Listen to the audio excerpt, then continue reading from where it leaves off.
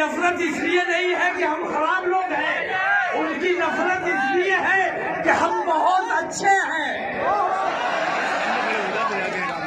इस वक्त मैं मुसलमानों की बात नहीं करूंगा, हिंदू माइथोलॉजी के हिसाब से मैं इस वक्त बात करना चाहता हूँ। आपसे बात बाद में होगी। मैं अपनी बात हिंदू समाज तक पहुंचाना चाहता हूँ। ये बताओ, क्या रावण मुसलमान था? मुसलमान और हिंदू की लड़ाई कब हुई है? कौन से दौर में हुई है? मर्यादा पुरुषोत्तम राम ने रावण से जंग की। क्या रावण मुसलमान था? कृष्ण जी ने कंस का वध किया, कंस मुसलमान था? महाभारत में कौरवों और पांडवों के दरमियान जंग हुई। मैं पूछता हूँ, क्या कौरव मुसलमान थे? हिंदू समाज के अंदर ये सवाल है कि कौन सा वो दौर है, कौन सा वो धर्म की तुम्हारी पुस्तक पढ़ाई गई है जिससे तुम्हें ये सिखाया गया है कि हिंदू और मुसलमानों को लड़ना चाहिए। मैंने ये अब तक देखा है कि वो हिंदू समाज के मामला हो या मुसलमानों के हो, हर दौर में अच्छाई और बुराई के दरमियान लड़ाई हुई है, अच्छाई और बुराई के दरमियान जंग हुई है, और हर दौर में बिना आखिर जंग हमेशा अच्छाई ने जीती है, बुराई हमेशा ताकतवर नजर आई है। राम बहुत कमजोर नजर आ रहे थे, तन्हा थे। रावण का कितना बड़ा साम्राज्य था, लेकिन बिलाखिर रावण परास्त हुआ। मैं कहना यह चाहता हूँ कि अच्छाई और बुराई के दरमियान हमेशा जंग होती रही है, और इस जंग को कोई नहीं रोक सकता।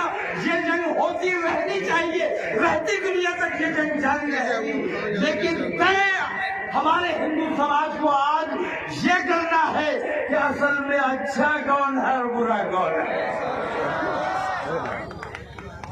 अगर हम बुरे हैं तो ये बताओ, हम अपने देश के लिए मरने आए हैं, अपने मजहब के लिए मरने आए हैं, अपने रसूल की अजमत पर जान देने के लिए आए हैं, और वादा करते हैं हाथ उठाकर कि हमें मारो, हम तुम्हारा हाथ नहीं पकड़ेंगे, हम तुम्हें रोकेंगे।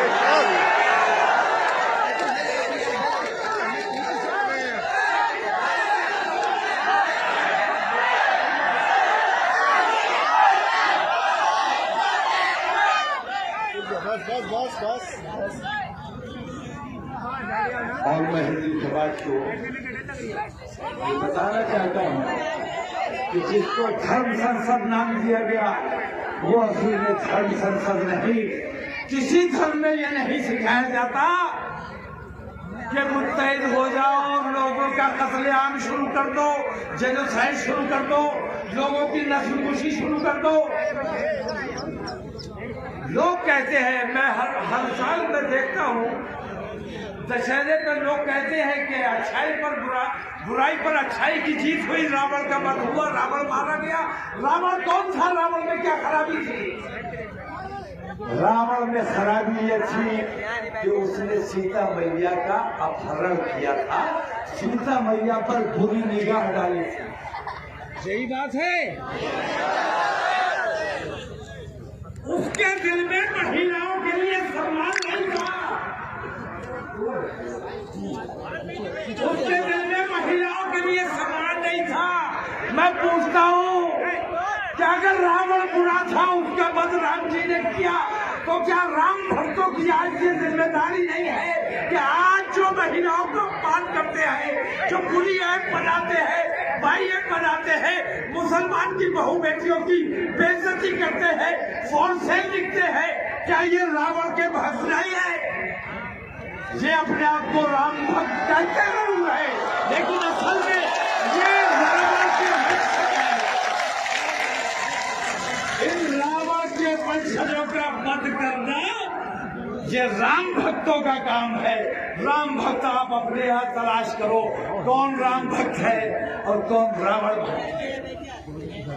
ये तो बात मुझे अपने हिंदू भाइयों से कहने से मेरे कभी छूटे हैं, मुझे डॉक्टर ने भी मना किया ज्यादा न बोलो, लेकिन आज मैं सर पे कफन बांध के आया हूँ और मेरा ये सारा मजमा ये लड़ने नहीं आया है, हम बल प्रदर्शन करने नहीं आए हैं, हम अपनी ताकत दिखाने नहीं आए हैं, बल्कि अपने देश के लिए, देश की एकता के लिए, देश की अखंडता के लिए हम अपनी जान कुर्बान करने के लिए आए हैं।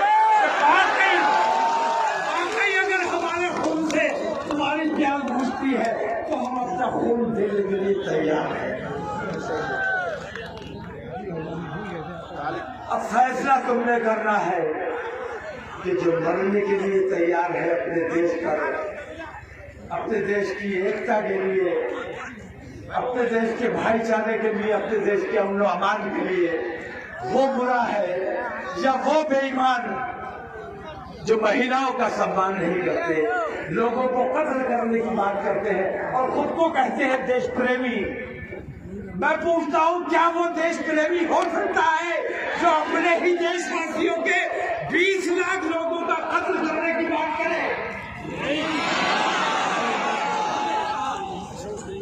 लड़ने का तुम्हें बड़ा शौक है, हमें पता है, लड़ने की बात कर सकते हो, लड़ नहीं सकते। लड़ाई तो हमारे खून में है, बेशक हम पैदाइशी लड़ाकू है, बेशक लड़ना है, लेकिन हम तुमसे नहीं लड़ना चाहते क्योंकि तुम हमारे देश के नागरिक हो, हमारे अपने देश के, हमारे हिंदुस्तानी भाई हो, हम तुमसे नहीं लड़ना चाहते।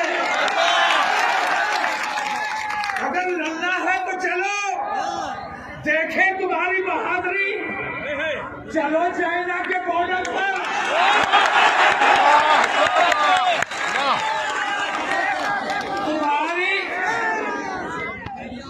तुम्हारी गैरत कैसे ये गवारा करती है कि चाइना मीलों किलोमीटरों तुम्हारे देश में घुसा हुआ बैठा हुआ है। चाइना, मैं बताता हूँ, मैं तो हुकूमत से मांग करता हूँ, मेरे ये 20,000 नौजवान आए हैं,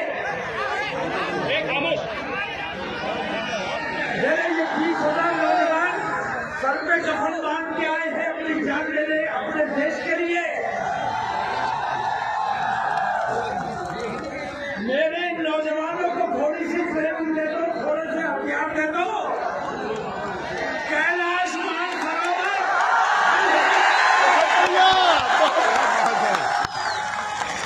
कैलाश मानसरोवर जो चीन ने कब्जा कर रखा है, हम अपने हिंदुस्तानियों को भेंट करने के लिए तैयार हैं। लड़ना है, लड़ना चाहते हो, चलो कैमरे वाले पाकिस्तान चलते हैं, चलो पाकिस्तान, पाकिस्तान पाकिस्तान करके मुसलमानों को डराने वालों, हम तैयार हैं, हमें ट्रेनिंग दो, हमें हथियार दो, फौज को बुला लो, हमारी ये 20,000 नौजवान इंशाअल्लाह पाकिस्तान को अगर हिंदुस्तान में शामिल न करने तो कहें। हम अपने देश से प्यार करने वाले लोग हैं, तुम्हारी तरह दगाबाज और बेईमान नहीं है। मैं ये बात आज इसलिए कह रहा हूँ और मैंने ये बात पहले भी कही है, शोर नहीं बचाओ भाई, बात जो कह रहा हूँ समझ में आ रही है, ठीक लग रही है। मैं हुकूमत को ये बता देना चाहता हूँ, मैं अपने आम हिंदू भाई को ये बता देना चाहता हूँ कि रोज कुरान की बेहुरमती होती है, हम सब्र करते हैं, रोज रसूल आजम की शान में गुस्ताखी होती है, हम सब्र करते हैं, खून के आंसू रो रहे हैं, खून के घूंट पी रहे हैं, गुस्से से तिलमिला रहे हैं, सब्र कर रहे हैं। हमारी बहन बेटियों की इज्जत तो आप से खिलवाड़ किया जाता है, हमारी बहन बेटियों को कहा जाता है अपने नौजवानों से कि इनकी बेटियों को वर्गलाओ, बहकाओ, भगा कर लाओ, शर्म नहीं आती। शर्म नहीं आती? खून के आंसू से है, हम खून का घूंट पी के रह जाते हैं क्योंकि हम अपने मुल्क में अमन और अमान चाहते हैं, लेकिन अब हमारे सब्र का पैमाना टूट चुका है। अब सब्र का पैमाना टूट चुका है। मैं गांव गांव जाता हूँ, बस्ती बस्ती देखता हूँ, मैं देखता हूँ मेरे नौजवानों के दिलों में कितना गुस्सा पनप रहा है। मैं डरता हूँ उस वक्त से जिस दिन मेरे नौजवान ये गुस्सा छूट पड़ा, जिस दिन मेरा नौजवान मेरे कंट्रोल से बाहर आ गया, जिस दिन मेरा कंट्रोल इन नौजवानों पे से खत्म हो गया। मुझसे बहुत लोग कहते हैं मियां तुम तो बुज़दिल हो गए, तुम तो कुछ करना ही नहीं चाहते, लेकिन मैं कहता हूँ पहले मैं मरूंगा, बाद में दोबारा करना।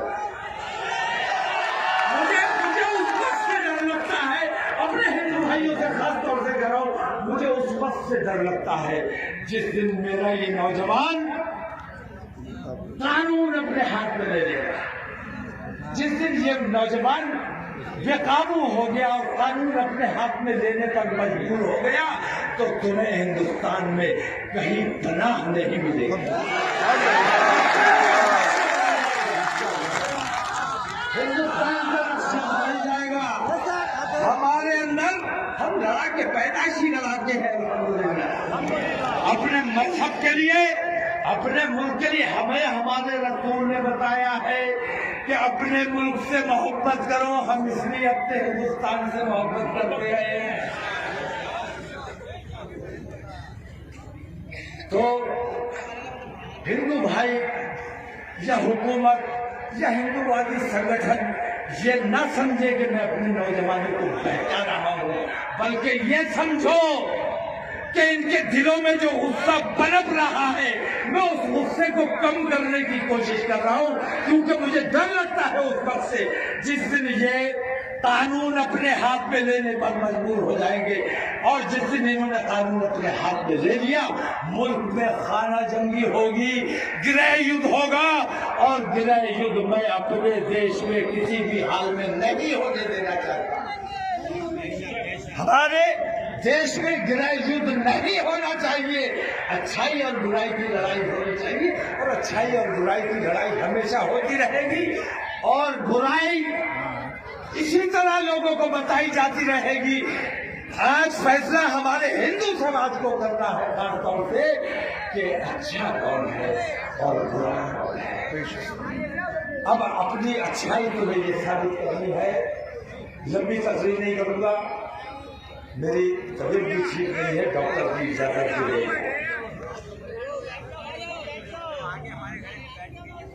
अब मैं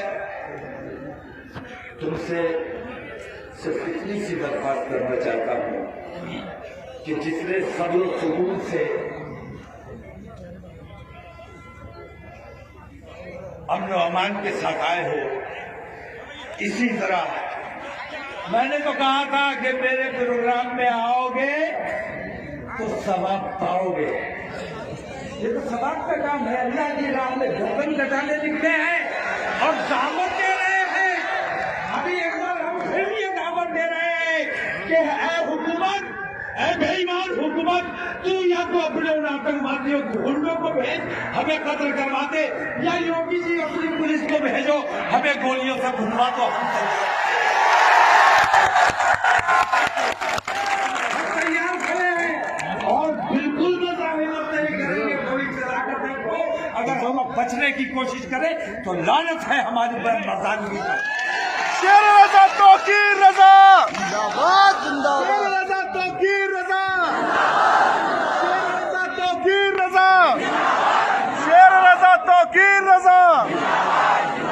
सरफरोशी की तमन्ना अब हमारे दिल में है, देखना है जोर कितना बाजुए कातिल में है।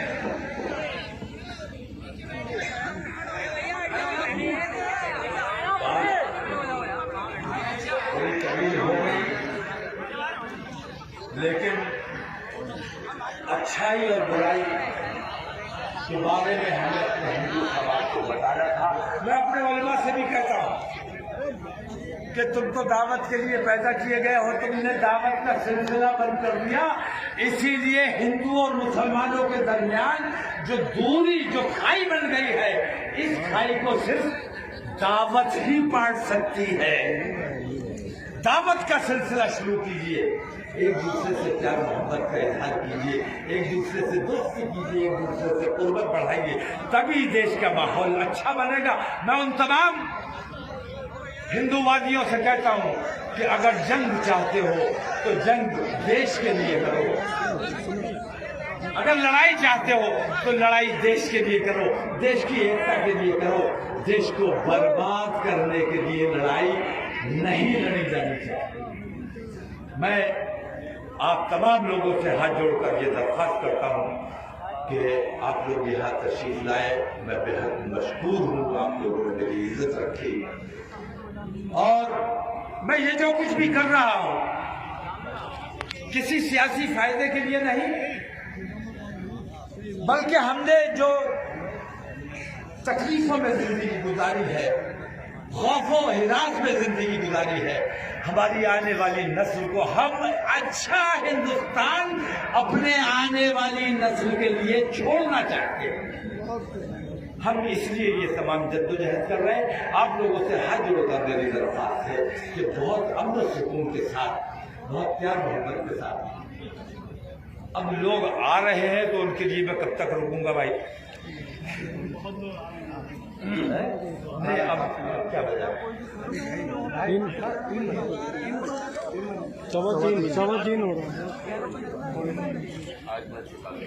और खास तौर से जिला प्रशासन और जिला पुलिस का मैं शुक्रिया अदा करना चाहूंगा कि उन्होंने जो वादा किया था उस पर अमल किया। जिला प्रशासन और जिला पुलिस ने हमारा सहयोग किया है, मीडिया ने हमारा सहयोग किया है। अब आपकी जिम्मेदारी है कि आप भी उनका सहयोग करें। जिसने शांति से आए हो, जिसने अमन के साथ आए हो, उसी तरह दुरूद शरीफ पढ़ते हुए खामोशी के साथ, बिना किसी मजहबी नारे के, सब्र और सुकून के साथ तुम्हें वापस अपने अपने घरों जाना है। क्योंकि आज तुम अच्छे और सच्चे मुसलमान बन गए हो, क्योंकि आज तुमने जो तुम कल थे और जो तुम आज हो उसमें इतना बड़ा फर्क आया है कि आज तुम अपने देश और अपने दीन के लिए गर्दन कटाने के लिए आए हो। तो आज से तुम बिल्कुल नए और सच्चे और अच्छे मुसलमान बन गए। अब अगर तुम अच्छे मुसलमान बने रहना चाहते हो तो इतना मैं तुमसे जरूर कहूंगा कि आज के बाद शराब मत पीना। सवाब का काम कर लिया तुमने, मरने के लिए आए, सवाब कमाया, और अब जब वापस जाओगे अपने घरों को तो गाजी कहलाओगे, और गाजी ज्वारी और शराबी नहीं हो सकते।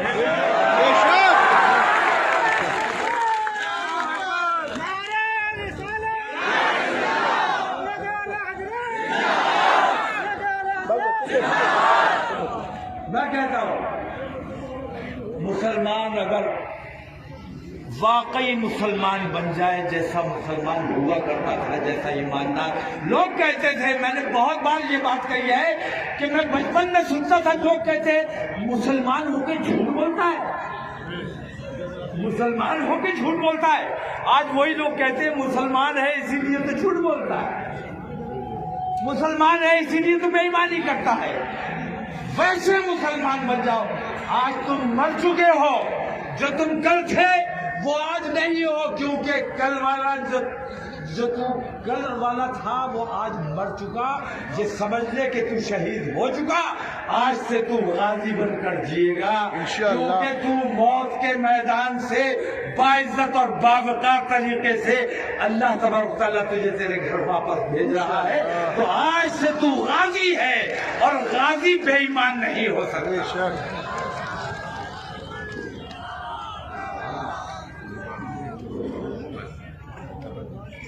बाकी हमने ये अहद किया है कि ये सिलसिला हम सिर्फ उत्तर प्रदेश में नहीं, मुझे हिंदुस्तान के तकरीबन हर सूबे से दावत आई है। अगला जुमा इंशाअल्लाह मेरा कानपुर में होने जा रहा है और वहां भी इंशाअल्लाह लोगों को गाजी बनाने का काम किया जाएगा, क्योंकि हम बुराई पर अच्छाई की फतह चाहते हैं। और मेरा मानना यह है कि हर हिंदू ये चाहता है कि बुराई पर अच्छाई की फतह होनी चाहिए। हर देशवासी चाहता है कि बुराई पर अच्छाई की फतह होनी चाहिए। तो बुराई पर अच्छाई की फतह करने के लिए अगला हमारा जुमा कानपुर में है। उसके बाद मुजफ्फरनगर से भी दावत आई हुई है, महाराष्ट्र से भी दावत आई हुई है कि एक जुमा हमारे यहाँ कर दीजिए, बेंगलोर से दावत आई है कि एक जुमा हमारे यहाँ कर दीजिए। मुमकिन हो सका, सेहत ने साथ दिया, जिंदगी ने साथ दिया, तो इंशाअल्लाह ये एकता और भाईचारे की मुहिम, ये शांति, ये प्यार मोहब्बत की मुहिम और पूरे हिंदुस्तान को एक करने की मुहिम इंशाअल्लाह हम जारी रखेंगे। इन नफरतों का मैं तो ये समझता हूं कि मैं जो कुछ भी कर रहा हूं ये एक और आजादी की लड़ाई है।